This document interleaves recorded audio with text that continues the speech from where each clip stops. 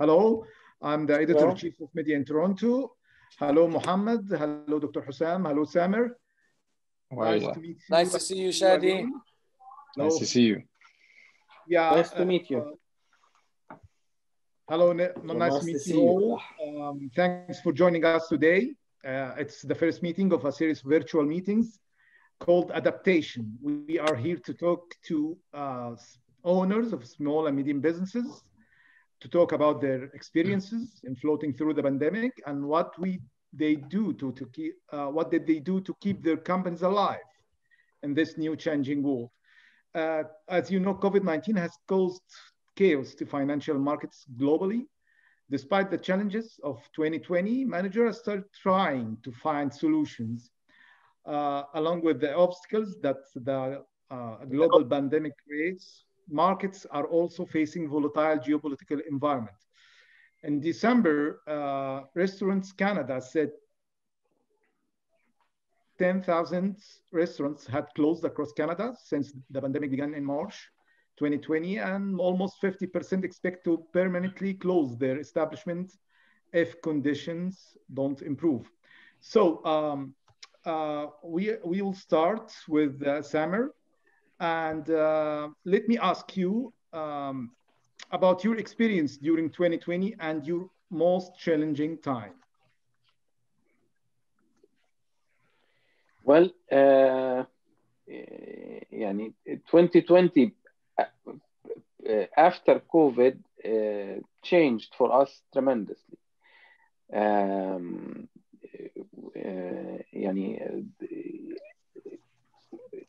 We were our whole concept was based on people coming in, staying,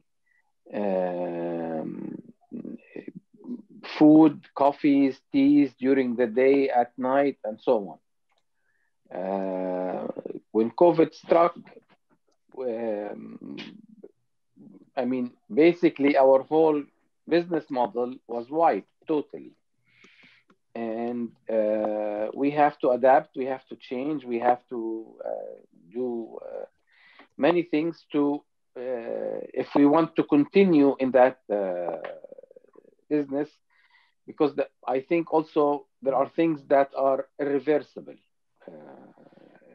So what is it exactly? We're still trying to figure out, but the impact for us was tremendous.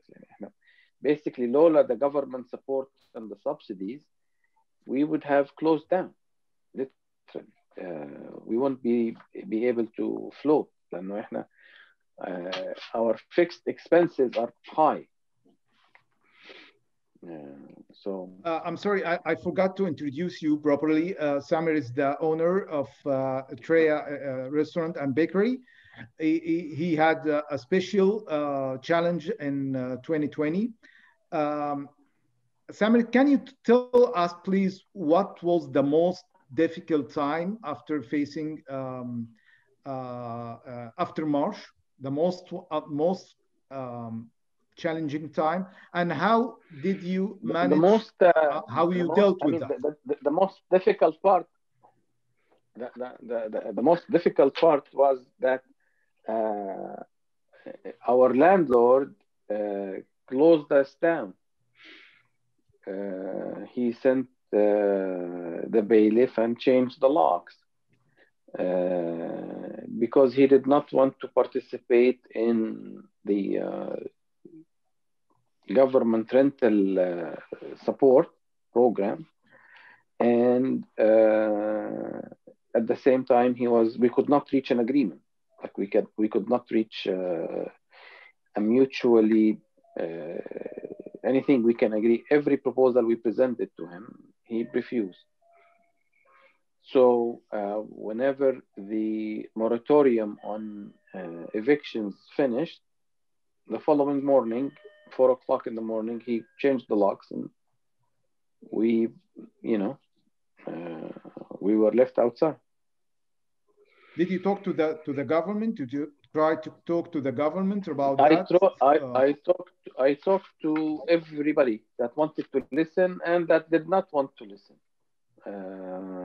Everybody, whether it's MP, MPP, minister, media, premier, everybody I could reach, I reached. And everybody assured us that, you know, the moratorium is going to continue and it's going to be retroactive and so on. So we waited. But there was a law in Ontario banning evictions. Was it enforced at that time? It had expired, and the parliament was on vacation, so it was never formally extended. And but the premier came out and said that it's because he was asked in a press conference, and he was asked specifically about us, our place, because he came to us before during his campaign, and he said, no, everything is going to go back retroactively, and I'll take care of this situation, and he did. Okay. So, my question to Muhammad Saleh, owner of Masrawi, the same question, please. What was how you dealt with 2020, and what was the difficult part in that year? Well, I want to begin off by saying, Samer, I'm so sorry to hear about what's happened to you. It breaks my heart. Thank you. I know you're a hardworking person, and I know you're a person that has to feed your family. And I ask that Allah protect you and give you everything that you need to get through this. شكرا إن شاء الله أجمعين يا رب إن شاء الله كلياتنا. That being said, I'm going to tell you our story. When we first had it in March, it was a kind of a shocker, just like everybody else. We transitioned to takeout. We still were lucky that we had takeout and catering because we started off as caterers. The fixed cost and the variable cost never changed. So we were doing what was like 20% of what we were doing before, maybe even less at some days. I remember seeing Hossein and wondering like how we're going to deal with this. So obviously, I ended up I'll just tell you what worked for me and what didn't work for me. I had a lot of people, I had the same scenario with my landlord. So I literally just realized that I'm not going to get help from anybody. And at that time, the subsidies weren't guaranteed. So I quickly got whatever I could get from the government, including that 40,000 that would help. I stored it. And then I basically just did my best to boost out marketing and promote the takeout because that's basically what I was living off. Uber Eats and Skip the Dishes are actual thieves. Okay. You're talking about 30%, right? 30%, 25%. So while we were doing a lot of sales on Uber and Skip, what people didn't know is our margins were literally, it was already this big, and then they're eating whatever was left of that margin. So we quickly had to just kind of work our ways, and at the same time, even increase prices on a lot of our food to make up the difference. That time, a lot of our sources, I'm sure the rest of the team here can agree, a lot of our sources for meats, a lot of our sources for dry goods, everything, the prices were going up because they were getting shorted in demand. So what ended up happening is all of this, that's what we kept telling our customers, literally we can't find some of this stuff unless it's this price, so we raised our prices. So that was a true transition, and we kind of did it, and it kept going. When they opened up in the summertime, we kind of aggressively opened the patio. We didn't listen to any kind of like restrictions. I wasn't listening. Anyone who was going to talk to me during that time, and let me tell you, there are a lot of restrictions. Okay. So we had a wonderful kind of summer for whoever was blessed. And again, like I said this before, this was just simply based on whether you had space or not. A lot of restaurants I know who were running takeout never accounted. None of us knew that this was going to happen. So if you had a little section beside the restaurant, you turned it into a patio. If you had a parking lot, you turned it into a patio and you kept it moving. And then basically you did whatever you could. And you kind of didn't really worry about the little aesthetics until later on in the summer when we thought this was going to prolong. Now, fast forward, all of a sudden you get cold weather, and we invest. Heaters are not available. What cost you $200 to get a heater before, people were selling it for $1,000 each. Wow. I was personally spending $500 a day on propane tanks when it was busy. A day, $500 a day on propane. Okay, I kid you not. And let me tell you, there was restrictions about having, and then you bought umbrellas in the beginning. They all broke down because of the wind. You bought a tent, it broke down because of the storm. You had to repay everything. So no, like all day, you're constantly spending just to try to get above water, right? If your restaurant was busy at the time or your cafe was busy at the time, people were assuming you're okay. People don't know your costs still remain the same, if not higher, due to the changes that you had to make. So what ended up happening for me was I had, and I'm going to share this story, and I know this might go, but I had 2 or 3 staff members basically come up to me in the last lockdown. I'm fast forwarding a bit. And they basically said to me, like, both of them were single moms. They're like, I cannot, the EI is not going to cover my cost. Please, I'll do whatever it takes. Don't lay me off. And I literally looked at all of them, and they're such good staff that even I was afraid to lay them. Oh, sorry. Let me go back to one of the most frustrating parts of the summer. You could not get staff if your life depended on it, because every single person who was getting a check at home for staying at home was making more. So it was almost, and I don't know, Hussam and Sam, if you can agree, but it was so difficult to retain staff, right? Unless they had a personal, like, wanting to be there, or you could offer them a higher pay or whatever the case may be. So alhamdulillah, I'm saying all of this, we did it. We got through that. We were happy. We were good. Boom, they hit us with the last lockdown. Like I said, that same story happened. And all of a sudden, I said to myself, if I don't come up with an idea now, I might lose my 2 or 3 best servers. So out of that sheer panic, sometimes God works in mysterious ways. I literally said, you know what? One of them said, I'll do anything. I'll even deliver. So I said, wait a minute. Okay. And then one other person said, I'll deliver as well. Then another person texted me, by the way, I heard so-and-so wants to deliver. I'd be more than willing to deliver as well. So I thought about it. I calculated how much it would be to get a gas card, what the insurance policies were. And then I went and I prayed straight up. If this is going to go without God, nothing exists. I went home. I prayed on it. I woke up the next morning, and literally the next, someone had mentioned, hey, I'm based out of Hamilton. I was wondering if you'll deliver to me. I didn't even think, how much is it going to cost? I said, yes. And then I announced that day that I was going to Hamilton.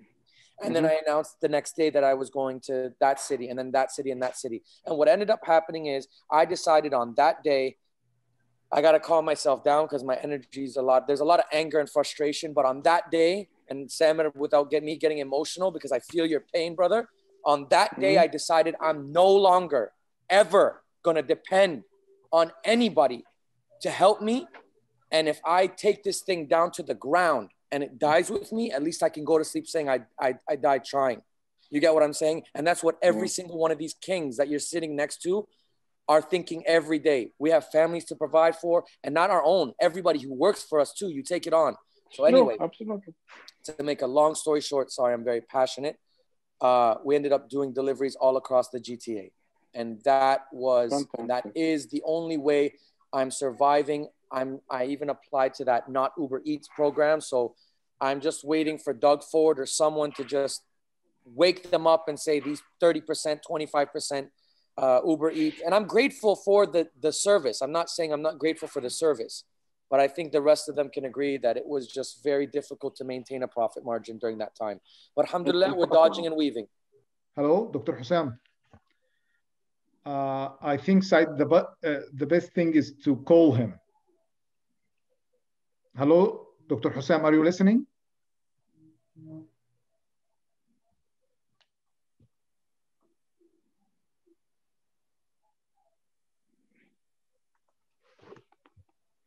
Dr.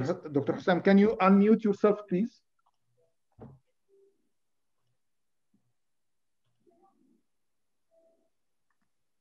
I'm going to call him.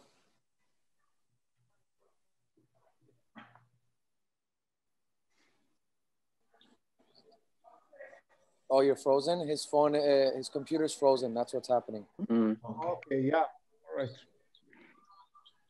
Okay. No problem. He's reconnecting now, inshallah. Okay. No problem. Okay, let's now Mohammed again. What was about the financial aid and subsidies? Was it enough? Is it helping? The subsidies I found was the one thing that was very helpful, considering that they were marking it for the previous year. So it was helpful if you had a previous year. Oh, I think Hossam is back. I think he's good now. Okay. Yeah. Go on, please. Okay. Yeah. I think that was the only way that it made sense for me, that I had a previous year. But had it been my first year or second year opening, it would have been treacherous. So yes, by the grace of the creator above, I just happened to have a year above, a year before that one. So that's the only way that the subsidy kind of worked.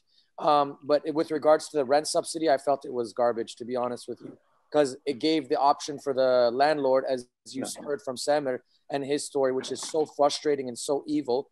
I don't know how you like, so that one didn't work, but the wage subsidy was pretty good. I must admit that. Yeah. And I was grateful for that. Yeah. But I'll tell you, in all honesty, sorry. Please. In all fairness, I have to say that we were closed for literally a month, the month of September, which actually affected our sales, no question. But the amount of sympathy and empathy and support that I heard from the customers and the local community, like Muhammad just expressed how sorry he was. He actually feels it, I can tell. But believe it or not, even not restaurant owners and local community, they were so ashamed of what had happened, and they felt so sorry, and they said, we can't believe that there are people that would do such a thing. So in one way, that actually gives us a boost. That gives us encouragement. Financially, there is no encouragement whatsoever. This past year, you're right. The only encouragement we had was the people supporting us. Exactly. And that was the best thing of this whole thing, was to see how supportive people were. Absolutely.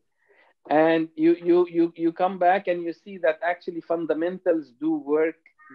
In general, people are nice, they're good. If you leave them to their own behaviors, generally الناس كويسة. God is رحيم يعني. I mean. So yeah. So yeah. Okay. I think Dr. Hussam is gone again. I am here. I'm sorry for what happened. Yeah, it's okay. Dr. Hussam, you are talking about, let me ask about how was your 2020? And do you think that financial subsidies, that financial aids the government is giving to small and medium businesses, are they enough? It's a very tough question. Definitely, as I'm sure, first of all, I would love also to, I think Samir is not in anymore. I'm not sure if he's in or not. No, he's in. But, yeah, sorry. I just want to feel also, say sorry for what happened to you, and or our prayers with you all the time. Your reputation and your story is touchable, and we all prayed for you. Alhamdulillah, things are getting better now, in a way at least. Alhamdulillah. Shukran كثير. Thank you. Yeah, appreciate it. From the 2020, honestly, it was as Muhammad started saying, it was hard it was a hit from March, not expected. The reaction that's been taken, I believe it was extremely harsh on the restaurants, especially when I look at it as the numbers they were always announcing, and the reason for the lockdowns that all the restaurants got hit with. It has nothing to do with restaurants. And that's where it was honestly frustrating, because when they locked us down, the numbers kept increasing. So it was so obvious, has nothing to do with the restaurants, especially that We did the social distancing. Lots of restaurants put the plexiglass in order to separate between booth, between tables. At the same time,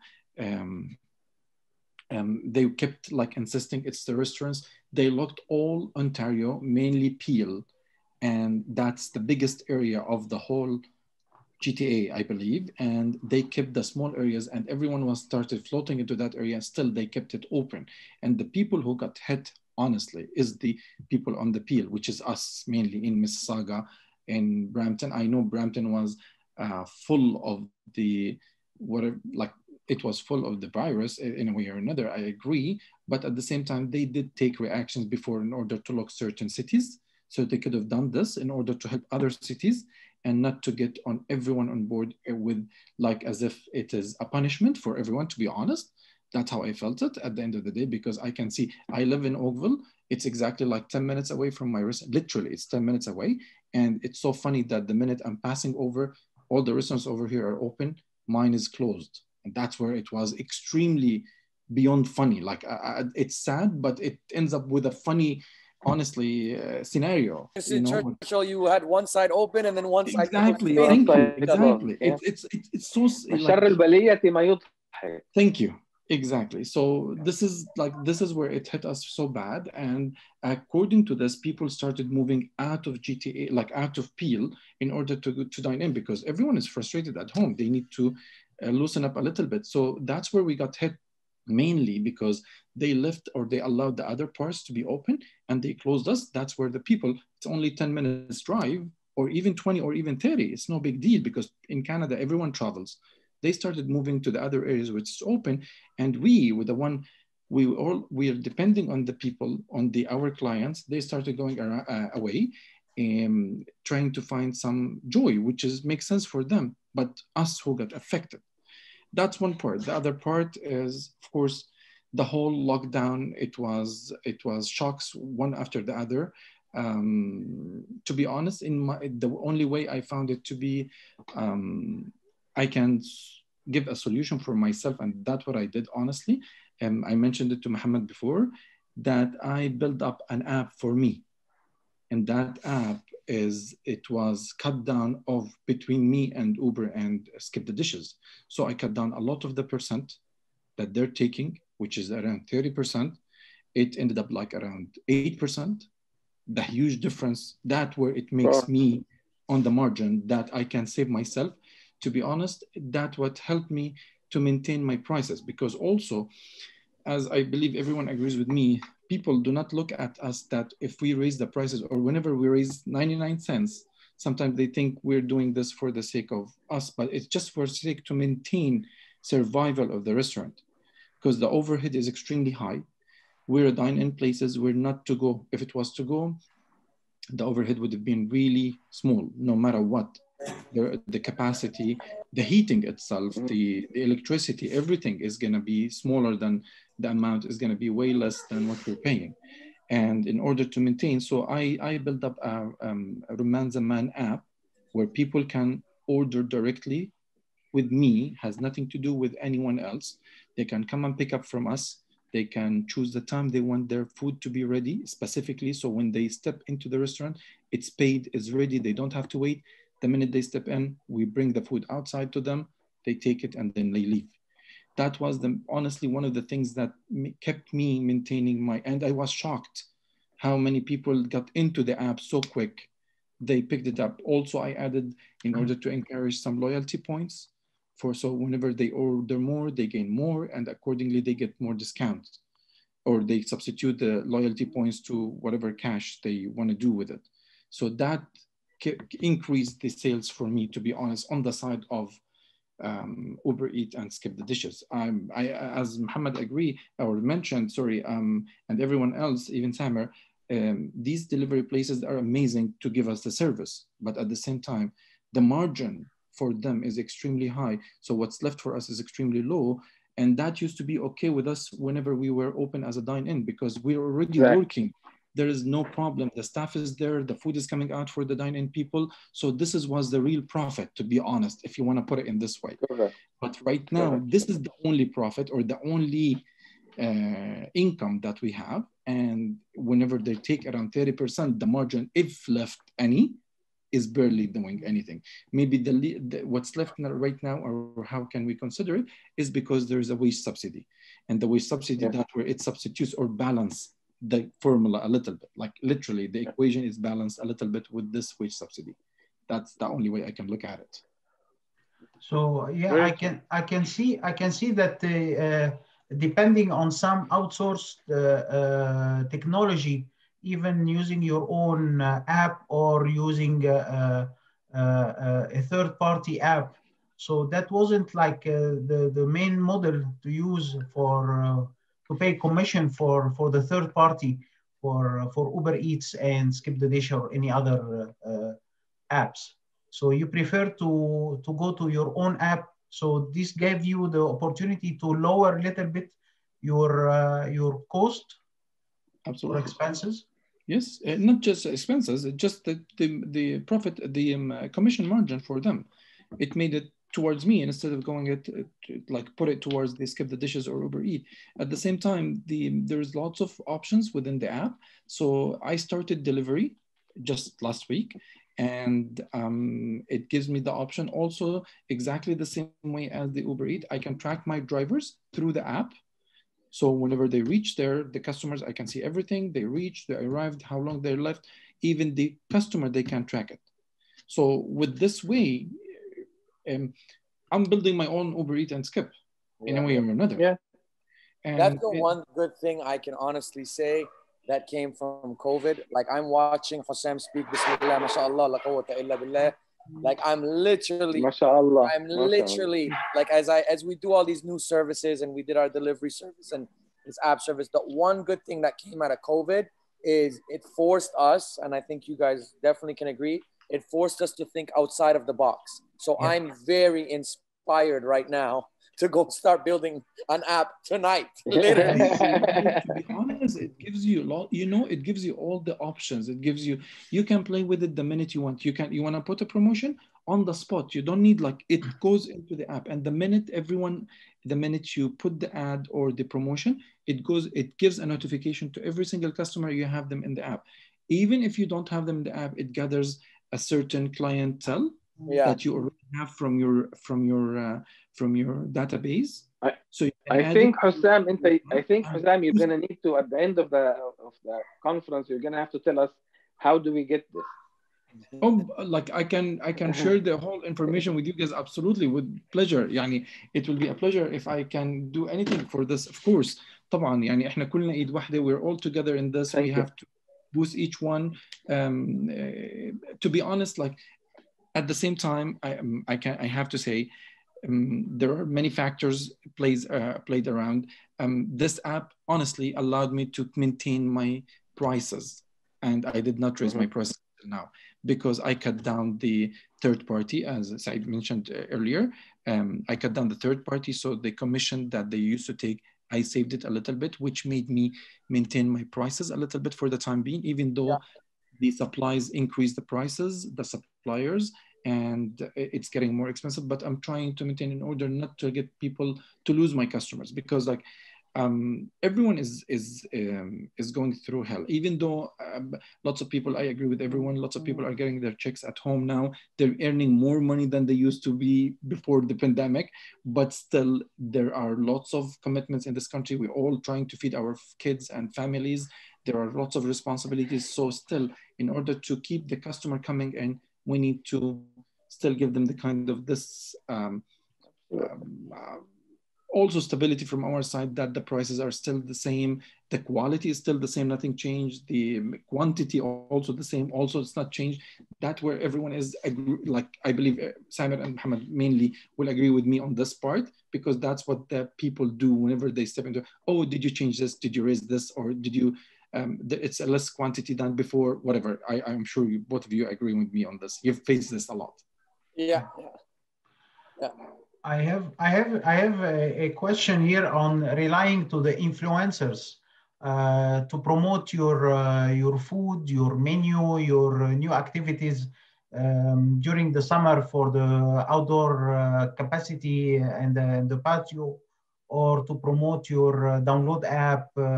So what was the reaction when you relied on some influencer on promoting your business? And the next question will be the use of the digital technology and the social media, certainly. For me, if I'm going to answer quickly, I completely and utterly lived on social media. So as soon, I'm sure if some of you are following me, you might even get too much of me. I wake up in the morning and I talk to the people. See him more than I see my wife. Yes. I feel that way too, right? I lived on it. I lived on it. It was my way of communicating. And that's where I got that feeling that Samir was talking about, because it was an immediate show of love. It was immediate. I'm coming to get this. Oh my God, you do delivery to here. I've been waiting for this for so long. And they post pictures every time they receive a delivery, every time they open their food.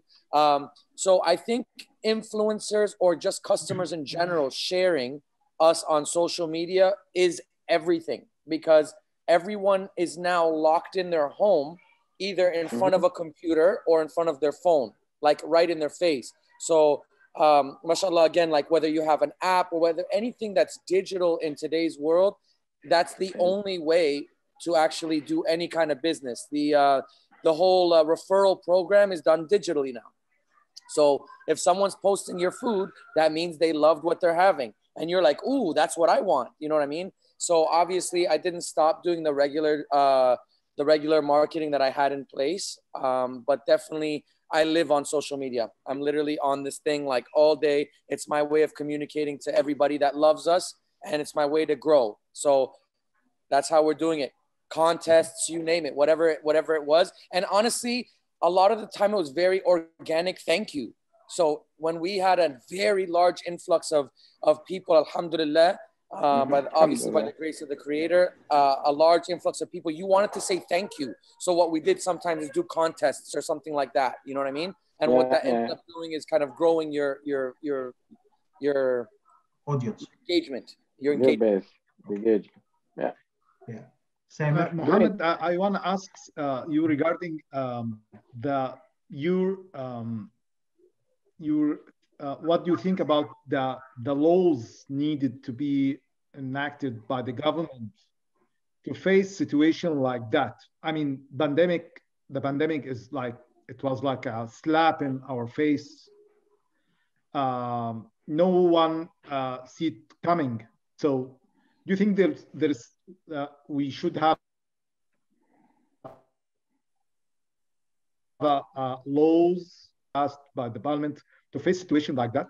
I think in Canada and in Ontario, we're one of the luckiest countries in terms of overall response to COVID, and in specific to small business. Yani, large business, they get their support no matter what. One way or the other, they get it. And cash flow is not a major concern. Small business is where it's at, and they seem to understand.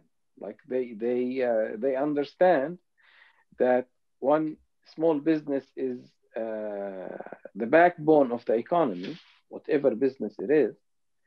Number two is that this is the people that are most in need of support. And they've done, I mean, nothing is perfect. Nothing is, you can't please everybody at all the time.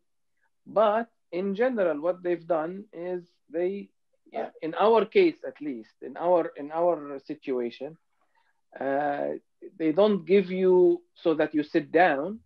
They give you so that you continue to move and practice and keep people working and.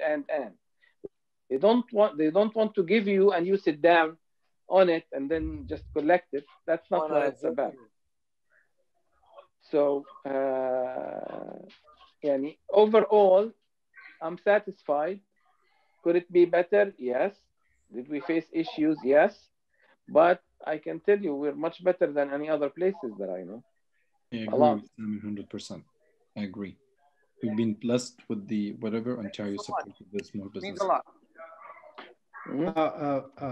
Dr. Muhammad Hussam, I just want to ask you about your perspective for 2021, 2022. You're jumping too much. Do you think that the situation will remain?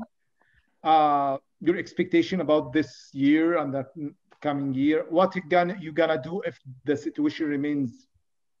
Okay, I always follow whatever I hear from the news, all right, and whatever the government is trying to prepare us for, to be honest. And now, recently, like for the last couple of days, they've been talking. Of course, the vaccine is not available. There is nothing is going to be available until April. And today they banned all the traveling until to United States or to any of the Caribbeans or any holidays until end of April. That's the first sign for us to know that there will not be any activities other than the to-go or takeout in the restaurants until end of April. That's the first part. That's at least the beginning of it. So I don't believe, even though the deadline is supposed to be February 19th, I don't think they're going to do anything about it. They're going to extend it. It's not going to be open for us as a dine-in. So for us, the to-go or takeout is going to be the only way until further notice, to be honest. Like, because they keep extending, it's going to get harder. People are getting used to the to-go more and having parties or gatherings in the driveway or in the parking lot instead of having it inside the restaurants. So now people come in, they think this is the way out for them to have a gathering. So I believe it's gonna keep going in the same way until September. I don't see before. I don't want to put hopes for something I don't guarantee, but I don't see it also happening because, as I said, the signs they're giving us is not so optimistic so far. And they keep pushing also grants and subsidies and supports. And that's also so obvious for me that the issue is going to be longer. Otherwise, why the government has to put lots of load on itself with financially to support us if they're going to open the dine-in? Because the minute they open the dine-in or allow us to open is the minute that, trust me, people are frustrated enough, they don't care. They're going to step into the restaurant, they're going to fill the restaurant. We're going to have an amazing 1 week. It's going to cover the whole year, honestly, of income. I can assure you that if I open 24/7. All right. But the expectation so far is not optimistic. I don't want to be like optimistic, but it is in the middle. I'm waiting. I'm following whatever they're saying. But as I said, it's going to take a while. It's going to take a while. I believe they're going to come up with another plan to support the small businesses and give them more money in order to survive. Because if, as Mohammed mentioned at the beginning of this meeting, I don't know, 30%, 1/3 of the restaurants is left or they completely closed. So if they keep doing this, I believe maybe we're going to reach 100% closure. So honestly, it's confusing and it's sad where we're heading right now because we cannot find a proper future. But me and Mohammed, sorry, and we need to I'm sorry, Dr. Sam, please come on. We need to come up with a new concept completely away from the There dine-in. is something in my network, it's not working. Oh, okay. We need to keep going. We need to come up with a new concept other than the dine-in. Mohammed showed us a picture of how his dine-in now is filled with storage of his storage this side of the dine-in. In the patio, it's gonna be the same issue. Like it's not gonna be as smooth as before because now they're getting more strict and more. They're changing their opinion in many things they decided earlier. So the concept is how can we divert our dine-in situation to go or fast. Like we have to turn them to a fast food in a way or another concept. Like Hussam said, first of all, I'm very inspired by Salman and Hussam. Just like even it feels good, I think, to be around people like that are going through the same things. The other day I went downtown to Mahaz. She was basically the first Egyptian restaurant to open, and I have such high regard and respect for her. And we broke down in tears of joy and laughter at some of the wild things that we're going through now. So it feels really good to be in a phone call with like people that I know for a fact when they lay their head on the pillow, they're thinking the same things, having the same thoughts. So I just want to let you guys know it's very comforting. Absolutely. And absolutely. as Hossam said, like look, I think of it like a boxing match, okay? So you dodge, and only strike when it's time, right? So you dodge and weave, and that's what we're doing. Like I said very passionately, I'm not waiting for anybody to help me because I realize that the only people that are going to help themselves, the only people that are going to help is themselves, right? So, and each other. So as much as we are all together, learning from each other, just being honest people in general, I tell the customers all the time, and I meant it. If my stuff is not 10 out of 10, I don't want your money. And because I think that way every single day when I walk in here, everybody that works with me is like family. To be honest with you, I'm now doing it like just God take the wheel, and anything that any opportunity we can to be creative, to think outside of the box, to provide something new, to expand our locations, to make sure that we can get our product out to more people. It's forcing us to think completely outside of the box, and it's beautiful. So my answer to 2021 or 2022 is bring it on. We're going to fight till the last breath. Where at some points, I must say this humbly and gratefully, at some points during takeout, and I think both Sam and Hossam can agree, at some points it was actually even better and more profitable because we learned to actually work with a takeout situation with a little bit less cost and labor. However, like I said, that's the mentality that I'm telling myself, that Samir is telling himself, that Hossam is telling himself, so that we never, ever, ever take a moment where we depend on what's coming. If they open it up on patios in summertime, yalla, niftah. They want to keep us closed, yalla, abel milyon arabiya, we're going to be the biggest delivery service in all of GTA. Okay, like that's what, like, I mean, all of us collectively, as Arabs, as Middle Easterns, as working restaurant owners, yalla, we'll show you guys what we can do. And that's how I view this thing. Like, not waiting for anybody to tell us that they're gonna come like Robin Hood and come save the day, because that's not gonna happen. No, I agree. Yeah, I just want to add something, if you allow me. I've always been inspired by Muhammad and his social media. He's amazing. I've never seen a guy that really as active, as smart, using his social media, using it properly in a way that gets to every single house, not every single house, every member of the house, honestly. I appreciate that so much. Coming from you, Allah, true. I'm very humble. The truth. And it is really, really amazing the kind of way, the way you approach people, the way you do your social media. It is touching. It gets into every single house, every single phone, literally every single phone, because I see it anywhere I go. I see it myself on my phone. As I said, like, I see him more than I see anyone, even my wife. Okay, because that's who is humble, and he's doing a great job. To be honest, I'm inspired a lot from his ideas, the way he does it. But I cannot be the way he does it because he's amazing. The humble, the personality, the cheered personality is unbelievable with whatever he's going through. That means a lot coming from you. Amen. Wallahi. Thank you. That means a lot. I appreciate especially that. the one with using the TikTok. Oh, those were amazing. Those were 15,000 views. Yeah. I'm having to talk to my kids now because like, oh, finally we figured out Facebook, it's via Instagram. Oh, we figured out Instagram, it's via TikTok. I'm getting to the point where I'm like, okay, I'm giving it to some of the young people that work here. I'm like, you take over TikTok. I don't فاهم حاجة. Yeah, absolutely. It's coming YouTube Shots كمان دلوقتي to compete with the TikTok.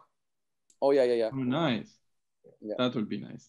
So, yeah, Samer, your opinion and your thoughts for 2021 and 2022.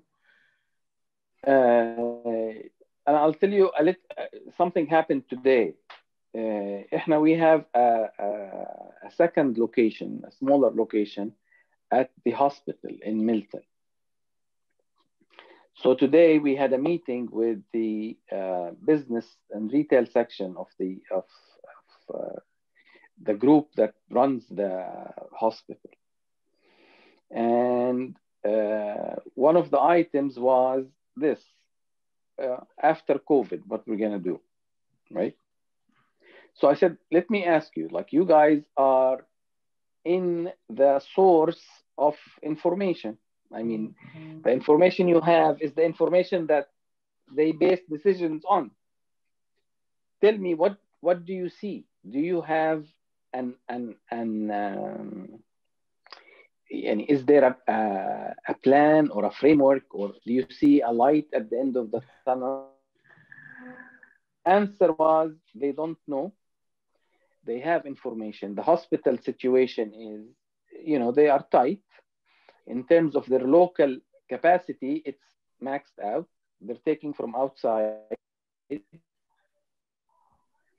And that it is very much dependent on the vaccine. Nothing is gonna begin to normalize until the majority of the people that interact in general are vaccinated. And they don't see that before September. They do not see that before September at best, today. So the best way is to adapt or to die. Exactly. To go back now, it is whether they open, and I agree with Hussam and Muhammad, whether they open patios, they open inside, they open outside, they whatever. There are things that we need to do.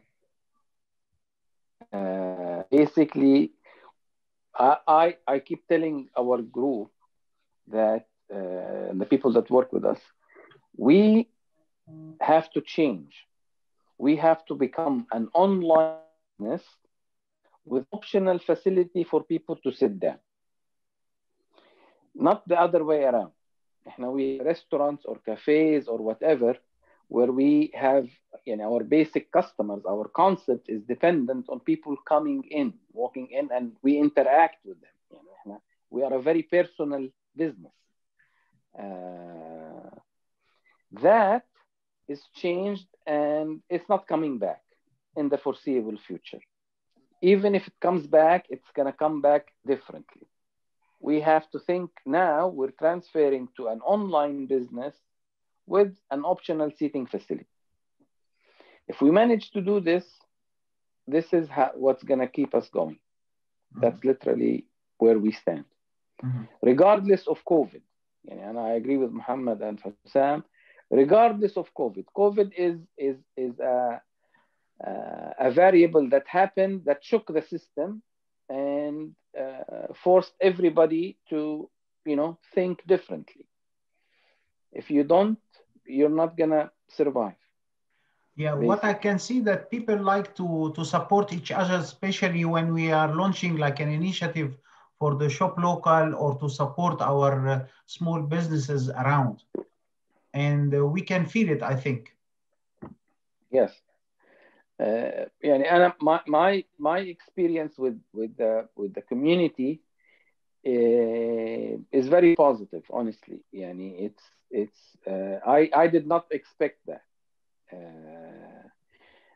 And when they hear shop local, they want to shop local. They will look for you. They will come and see you.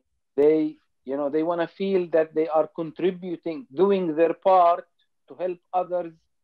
They don't want the big stores. The government's forcing them to think that they need the big stores, but they want us. They want us. Correct. They're just like us. They actually want us. They don't want the big stores, but the government's making it harder to get to us and easier and forcing them to get to there. That's the only difference. Yeah. Yes. Yeah. Okay. I want to thank you. I'm so sorry, I'm at 1%, guys, and it's going to cut out right now. So I just wanted to say, God forbid it just cuts out. I just saying my love and respect. We are almost done. No worries. Thank you. Thank you, Muhammad. Thank you. Very nice seeing you. And I just want to Please go on, please. Sam. I wanna thank Saeed and Shadi for the initiative to put us together, and hopefully this will be a start of many regular discussions like this, because it really is encouraging and it really is important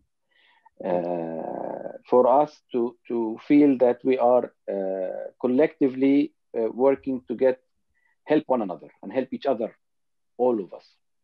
Absolutely. So thank you for taking the initiative of setting up such a call, or such a process, I should say. Yeah, we'll keep on. And yeah. I want to wrap up maybe we can do something. As Samer said, that we need to change. And we need to change means that we need to adapt. Thank you, Dr. Hussam Mahmoud, owner of Roman Zaman restaurant. Thank you, Samer Hawanji, owner of Treya Cafe and Bakery. And thank you for Muhammad Saleh, owner of Masrawi Kitchen, for joining us today. It was a pleasure. Thank you so much. Same here. Thank you very much. Thank you. Thank you. See you again. Thank you. Thank you. Bye-bye. Inshallah. Thank you. Bye-bye. Have a great weekend. Thank you. Bye-bye. You too. Bye-bye.